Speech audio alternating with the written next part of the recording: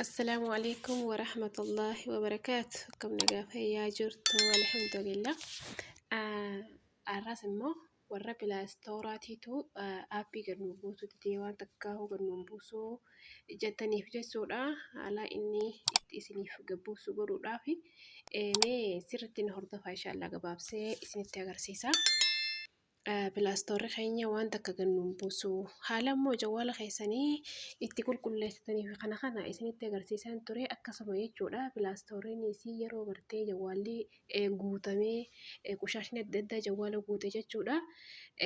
Gadi buusuu dida kanaaf jechuudha mee karaa laafaadhaan karaa hedduudhaan jira jechuudha. Haalli pilaastooraa gabbuusuu dideetti sirreeffatan jechuudha. Ammoo ani karaa laafaadhaan jechuudha. Ani tanaan dura ofii xiyyaaf gannaaf buusuu didee akkaan amma isinitti agarsiisuu deemu kana godhee gannaa buuse jechuudha.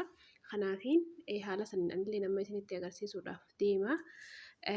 Mee sirriitti na hordofaa. Jalqaba dhufnee sitiingi irratti dhooyna. Sitiingi irratti dhooyna jechuudha. Sorry.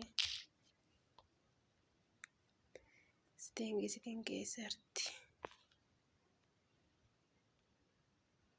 Sitiingiin tana kunoo isii tanarratti dhooyna jechuudha.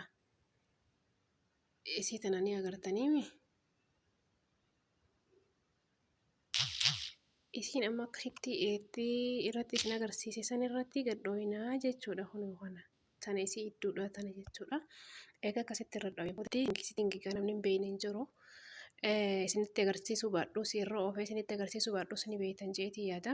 Kanaaf egaa sitiingi irra gad dhooyne booda kun haala kanaan nuuf baha jechuudha barreeffamni kuni. Kanarraa akkanatti ol oofneeti aappii kaja'u barbaanna. Kunoo aappii kaja'u. Aappii manaajimentii ja'a kiyya kuni sitiingiin namaa takkan dhufu. Ammoo nama tokko irratti aappii qofa jetteetuma jirti jechuudha. Kiyya kun irratti immoo aappii manaajimentii jira. Kanarratti hin gaddaa jechuudha. Isin yoo aappii manaajimentii jechuu baatee aappii qofa je'eesi aappii kanuma jiru irratti dhooytan jechuudha.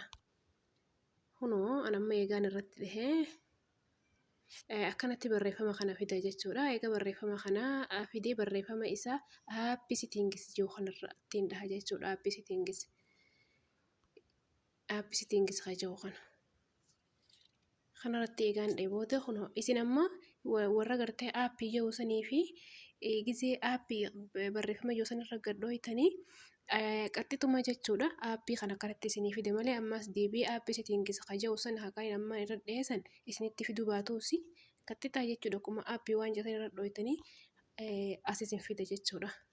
Ani immoo hamma aappii manaajimentii jiru kun eegaan irra ammas deebii aappii sitiingis jiru ammas aappii sitiingis irra dheetiin bakka kana naa fide jechuudha. Kanaaf jechuudha amma kanatti ol oofnee egaa aappiin kun nu dhufe Google Play Store kan jiru kana agartanii kan amma akkanatti gad tuqee qalama loona jijjiiree kana ni agartaniimi. Google Play Store kan jiru fakkiin Google irra jirtu kanarratti gad dhooytan jechuudha. Eega akkasitti irratti gad dhooytanii kunoo haala kanaan ammallee dhufaa. Eega akkanatti dhufeen booda ammaasis storage in the cache kan jiru kana ni agartaniimi. Qushaashaatu kana keessa guutee jira. Storage in the cache kan jiru kana barreeffama isa sadeeffaa irratti argamu.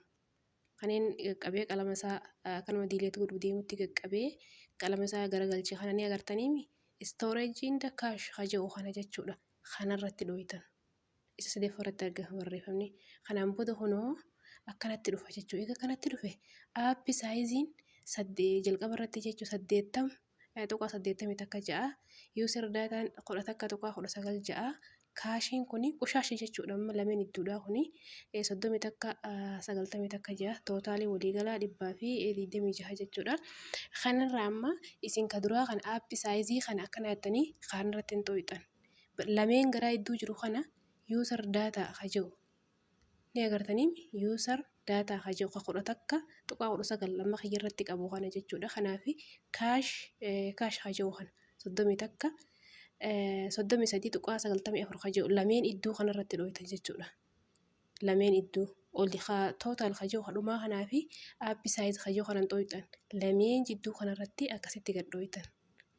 Eega akkasitti irratti gad dhooytanii kunoo diileetii kanarratti dhooytanii amma kam kaashii kanatu diileet zeeroo ta'ee jira jechuudha. Ammallee ammaasiisi kaashiin kuni zeeroo ta'ee jira jechuudha.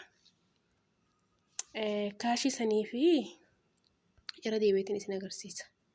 Kaash hajoo kanaa fi user data hajoo kanarra kana diileet gootanii jechuudha. Eega kan lameen diileet zeeroo isiniif ta'e booda aappiin isiniif gabbuusa pilaastoorri. Kanaaf haala saniin irraa itti fayyadamtaniin isiniin ja'a. Akkasii haala saniin pilaastoora keessan sirreeffachuu dandeessan. Kalasii gabaabsee isinitti agarsiisan viidiyoo isinitti dheeressu. Viidiyoo dheeraa yoon isiniif hin galufaa ta'a. Kanaaf viidiyoo gaggabaabsee isinitti agarsiisa jechuudha yeroo hundaa'u. Kanaaf waan hordoftaniif galatoomaadha. Nagayaan jiraadhaa.